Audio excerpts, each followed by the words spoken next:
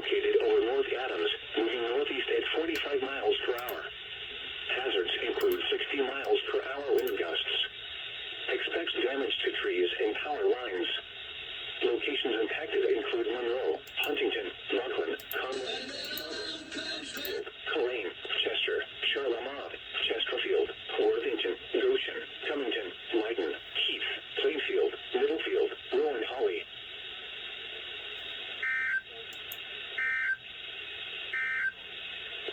The National Weather Service has issued severe thunderstorm watch number 287.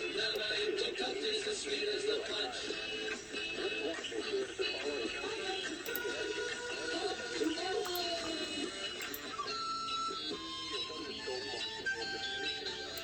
for the development of severe weather, including large hail and damaging winds in and close to the watch area. While severe weather